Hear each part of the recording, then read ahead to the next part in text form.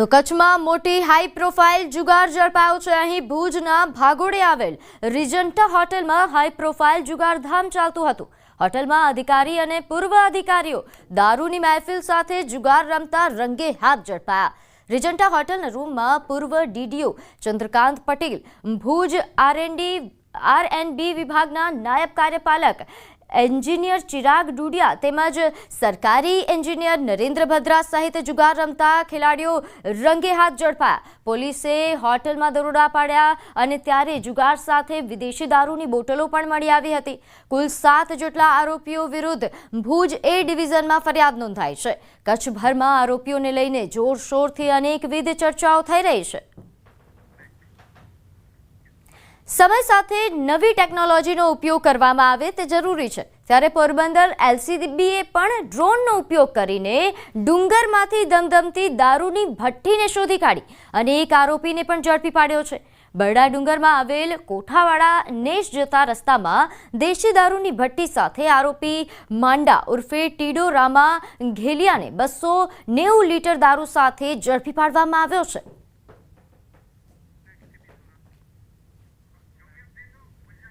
તો સુરતના પાલ વિસ્તારમાં એક ચોંકાવનારો કિસ્સો સામે આવ્યો છે, જ્યાં એક યુવક અને એક યુવતીએ પોતાને ક્રાઇમ બ્રાન્ચના અધિકારી તરીકેને ઓળખ આપી રાહદારીઓ પાસેથી પૈસા ઉઘરાવતા હતા। આરોપી ફેનિલ પટેલ અને ફુલસુમ સોયબ ઇટવાલા રાત્રિના સમયે રોડ પર પસાર થનારા લોકોને રોકી તેમની પાસેથી લાયસન્સ અને વાહનના દસ્તાવેજો માંગતા। જો કોઈ પાસે દસ્તાવેજ ન હોય તો તેમને પોલીસ સ્ટેશન લઈ જવાની ધમકી આપી પૈસા વસૂલતા હતા। ગત રાત્રે એક સ્થાનિક યુવક પોતાની બાઇક પર પસાર થઈ રહ્યો હતો અને ત્યારે આ બંનેએ તેમને રોક્યા અને દસ્તાવેજ બતાવ્યા છતાં તેઓએ યુવકને શંકાસ્પદ રીતે પૂછપરછ કરી અને નજીકની ગલીમાં લઈ જવાનો પ્રયાસ કર્યો। જો કે યુવક એનકેન પ્રકારે છટકી પાલ પોલીસે સમગ્ર વાત જણાવી હતી। પોલીસ જરા પણ મોડું કર્યા વગર બંને આરોપીને ઝડપી પાડ્યા હતા। આ બાબતે પાલ પોલીસ સ્ટેશનમાં ગુનો રજીસ્ટર કરવામાં આવેલ છે।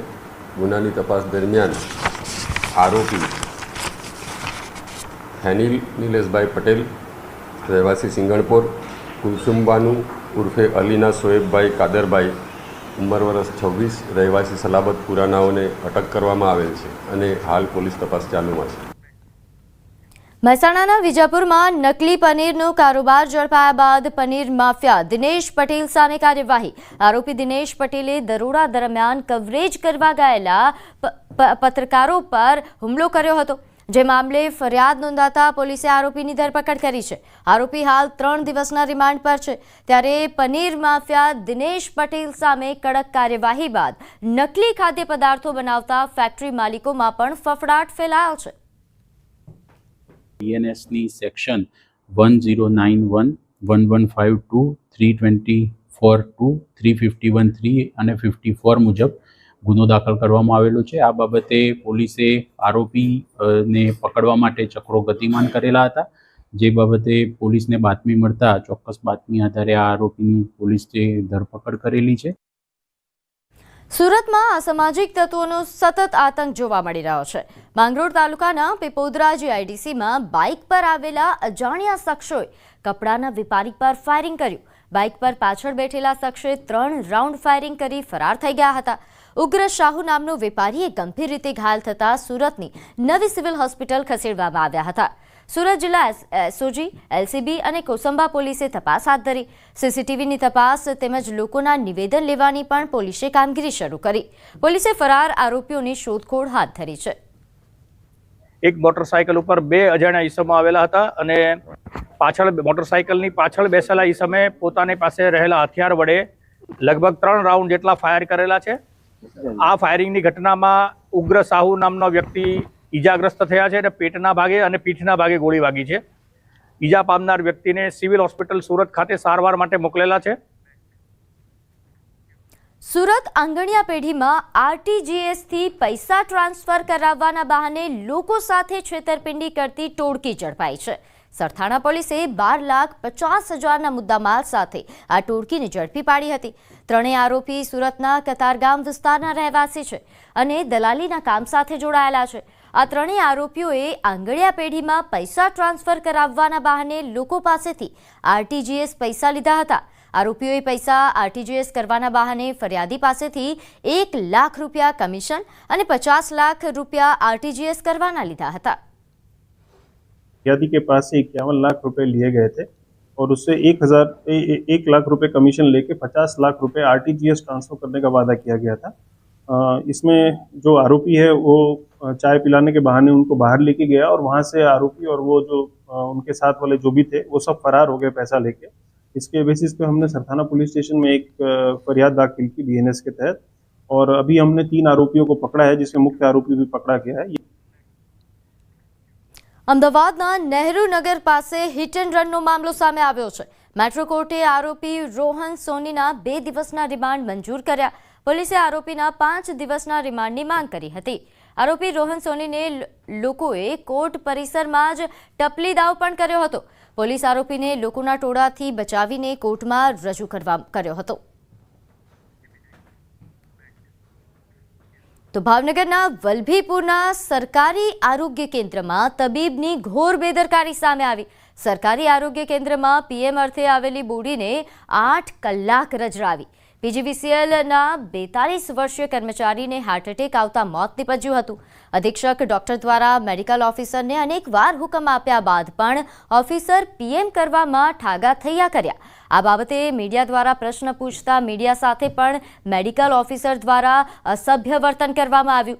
ડોક્ટર આદિત્ય રાજસિંહ ગોહિલ દ્વારા દર્દીઓ સાથે પણ ખરાબ વર્તન કર્યા હોવાનું સામે આવ્યું છે। આ બાબતની જાણ સ્થાનિક આગેવાનોને થતા હોસ્પિટલ દોડી આવ્યા હતા। વલભીપુર તાલુકા ભાજપના પૂર્વ શહેર પ્રમુખ દ્વારા આ બાબતે જિલ્લા આરોગ્ય અધિકારીને જાણ કરાઈ છે। 3 વાગ્યાનું પીએમ માટે આવેલું છે, પીએમ કેમ નથી કરતા? કોણ ના પાડે? કોઈ ના પાડે? અરે કર્યું નથી ને। અત્યારે વાગ્યા કેટલા? અત્યારે વાગ્યા કેટલા? વાગ્યા કેટલા? અત્યારે વાગ્યા કેટલા? અત્યારે કેટલા વાગ્યા? તમારો પ્રશ્ન। તમારો હું જ પ્રશ્ન પૂછું છું। મારો કામ પ્રશ્ન પૂછવાનું છે સાહેબ, મારું કામ પ્રશ્ન પૂછવાનું। હે તમે શું થાવ છો? કોના?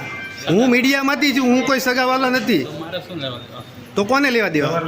કોને લેવા દેવા? એક મિનિટ કોને લેવા દેવા? મીડિયાવાળા તમે છો, હા, તમારી યાર શું લેવા દેવા? કેમ મારી સાથે કોણ લેવા દે? એટલે તમે એક સરકારી કર્મચારી છો, મારે તમને પ્રશ્ન પૂછવાનો હક નથી? એટલે એવો તમને હક કોને આપ્યો કે કોઈ પણ મીડિયાવાળા હોય અને તમારે પ્રશ્નનો જવાબ નહીં દેવાનો? મેં એવું ક્યાં કીધું? તો કોને કીધું? તમારો કહેવાનો મતલબ શું થાય? તમારો પ્રશ્ન એમ નહીં, કહેવાનો મતલબ શું થાય? કોઈ પણ પ્રકારની ઓપીડી ન હોવા છતાં મેં એને 2 વખત રિક્વેસ્ટ કરી તો પણ કોઈ પણ પ્રકારનો એનામાં સેન્સ મને લાગ્યા ને તો સાહેબને મેં કીધું, સાહેબ આ સ્થિતિએ કોઈના સ્વજનનું મૃત્યુ થયું હોય અને આ સ્થિતિ હોય તો આપનામાં કાંઈ સેન્સ જેવું છે કે નહીં, તો પણ કોઈ પ્રકારનો જવાબ આપતા નથી। વલસાડ જિલ્લાના કપરાડા તાલુકા પંચાયતની સામાન્ય સભામાં હોબાળો થયો। કોંગ્રેસના સભ્ય કુંજાલીબેન પટેલે ગ્રાન્ટની વહેંચણી મુદ્દે ગંભીર આક્ષેપો કર્યા। કુંજાલીબેને એક રોટલી સાથે લાવીને ગ્રાન્ટની વહેંચણી મુદ્દે વિરોધ દર્શાવ્યો। તો આ તરફ તાલુકા પંચાયતના પ્રમુખ હીરાબેન મહાલાએ તમામ આક્ષેપો ફગાવ્યા હતા અને કોઈપણ ભેદભાવ વિના ગ્રાન્ટની વહેંચણી થતા હોવાનું જણાવ્યું। ત્યારે સામાન્ય સભામાં આક્ષેપો અને પ્રતિ આક્ષેપોને લઈને મુદ્દો ગરમાયો હતો। મારા તાલુકા પંચાયતમાં આવતા ગામ સુખાલા દોડકો અને વાજવડને ફક્ત 6 લાખ રૂપિયા આપવામાં આવ્યા છે અને પ્રમુખ પોતે આંબા જંગલના એમના ગામમાં 32 લાખ રૂપિયાની ગ્રાન્ટ એમણે પોતે ચાઉ કરી ગયા છે। ત્યારે મારે એમના સામે સીધો આક્ષેપ છે કે તમે આવો અન્યાય શું કામ કરી રહ્યા છે? તમામ 30 તાલુકા પંચાયત સભ્યને સરખી ગ્રાન્ટની વહેંચણી કરવી જોઈએ। ડીડીઓ સાહેબે અમને 1 કરોડ પ્લસ વધારાની ગ્રાન્ટ આપી અને એ ગ્રાન્ટ અમે સામાન્ય સભામાં બધાને સરખા ભાગે વહેંચણી થાય એના માટે અમે સામાન્ય સભામાં વંચાણી લીધું અને એની દરખાસ્તો હજુ આવવાની ચાલુ છે અને જે બેને જે આક્ષેપ કર્યો છે એ આક્ષેપ તદ્દન ખોટો છે, કારણ કે હજુ તો દરખાસ્તો આવવાની ચાલુ જ છે। દાહોદમાં ખાનગી શાળાની ઉઘાડી લૂંટનો મામલો ગરમાયો છે। શિક્ષણ મંત્રી કુબેર ડિંડોરનું નિવેદન, ડીઓને તપાસના આદેશ અપાયા છે। કોઈ પણ શાળામાં એલસી માટે રૂપિયા લેવાતા નથી, કસૂરવારો સામે કાર્યવાહી કરાશે। શાળાએ એલસી માટે 5,000 વસૂલ્યા હોવાનો આરોપ હતો, જે મામલે આ નિવેદન મંત્રી આપ્યું। અમારા ડીઓડીપીઓ અમારા અધિકારીઓને અમે એની તટસ્થ તપાસ કરીને હકીકત રિપોર્ટ મંગાવીને દાહોદની જ બાબત નહીં, પૂરા ગુજરાતની જે કંઈ આવી બાબતો છે અમે એ શિક્ષણ વિભાગ સાખી લેવા માંગતું નથી। જે કંઈ પોતાનું નૈતિકતા છોડશે એને કાયદેસરની કાર્યવાહી નિયમો અનુસાર કરીને દંડિત કરીને જે કંઈ કરવાનું થાય સરકાર તરફથી કરવામાં આવશે. આગળ વાત પાર તાપી પ્રોજેક્ટ કેન્સલ કરાયાની સરકારની જાહેરાત બાદ વલસાડ જિલ્લામાં ઉજવણી કરાઈ. સાંસદ ધવલ પટેલ સહિત ભાજપના નેતાઓની ઉપસ્થિતિમાં ભવ્ય ઉજવણી કરવામાં આવી. સાથે જ સમગ્ર મામલે કોંગ્રેસ પર આકરા પ્રહાર કરાયા. સાંસદ ધવલ પટેલે કોંગ્રેસને આડે હાથ લેતા કહ્યું કે કોંગ્રેસ અસ્તિત્વ બચાવવાનું રાજકારણ કરી રહી છે. કોંગ્રેસ આ મુદ્દે રાજકારણ કરીને આદિવાસી સમાજ સહિત સમગ્ર ગુજરાતને ગેરમાર્ગે દોરવાના પ્રયાસો કરી રહી છે. વલસાડના ધરમપુરના ધારાસભ્ય અરવિંદ પટેલે પણ કહ્યું કે સરકારે લેખિતમાં બાંહેધરી આપી છે. સાથે જ આદિવાસી સમાજને કોંગ્રેસની વાતોમાં ન આવવા માટે અપીલ કરી. પોતાનું અસ્તિત્વ જાળવવા માટે હતું, પણ આજે અમારી કેન્દ્ર સરકાર અને રાજ્ય સરકારે પાછું કીધું છે અને રિટર્નમાં પણ આપ્યું છે કે 2022 અને 23માં જ આ પ્રોજેક્ટ રદ થઈ ગયો હતો, ત્યારે પણ રિટર્નમાં આપ્યું હતું અને 2025 આજની તારીખમાં પણ લેટર ઓફિશિયલી કેન્દ્ર સરકારની જલશક્તિ મંત્રાલયે આપ્યો છે કે આ પ્રોજેક્ટ ત્યારે જ 2022-23માં કેન્સલ કરી દીધો અને 2025માં પણ આ કેન્સલ જ છે. એ જાહેરનામું ઓફિશિયલી ડિક્લેર થઈ ગયું, એટલે આજે આ મુદ્દાનો અંત થઈ જાય છે. શ્વેતપત્ર કરીને લોકોને ગુમરાહ કરી રહ્યા હતા. એ કેબિનેટમાં પણ નિર્ણય લેવાયો છે કે આ પાર તાપી લિવર લીક પ્રોજેક્ટ રદ કરીએ છીએ. રદ કરેલો જ હતો. કોંગ્રેસનું અસ્તિત્વ ટકાવવા સિવાય એ લોકોને કોઈ મુદ્દો નથી અને આવનારી તાલુકા પંચાયત, જિલ્લા પંચાયતની ચૂંટણી વખતે આ લોકો લાભ લેવા માટે આ મુદ્દો લઈને આવ્યા હતા. મહાત્મા ગાંધી સ્થાપિત અમદાવાદ ગુજરાત વિદ્યાપીઠ દ્વારા હર ઘર તિરંગા યાત્રા રેલીનું આયોજન કરાયું. વિદ્યાપીઠના કુલપતિ ડોક્ટર હર્ષદ પટેલે તિરંગા યાત્રાને લીલી ઝંડી આપી. યાત્રામાં કુમાર વિનય મંદિરના વિદ્યાર્થીઓએ વેશભૂષા સાથે ભાગ લીધો. સાથે જ તેઓ ખાસ બેન્ડથી સમગ્ર વાતાવરણમાં દેશભક્તિનો અલખ જગાવ્યો હતો. વિદ્યાપીઠના ઉચ્ચ શિક્ષણના વિદ્યાર્થીઓએ રાષ્ટ્રધ્વજ સાથે રિવરફ્રન્ટ ખાતે હર ઘર તિરંગા રેલીનું આયોજન કર્યું, જેમાં મોટી સંખ્યામાં વિદ્યાર્થીઓએ ઉત્સાહથી ભાગ લીધો. તો અમદાવાદ ખાતે આ ભવ્ય તિરંગા યાત્રા યોજાઈ. નોંધનીય છે કે વિદ્યાપીઠના તમામ વિદ્યાર્થીઓ દ્વારા આ તિરંગા યાત્રા યોજવામાં આવી હતી. મોટી સંખ્યામાં વિદ્યાર્થીઓ આ યાત્રામાં જોડાયા હતા અને ખૂબ જ ઉત્સાહ સાથે યાત્રામાં આગળ વધ્યા.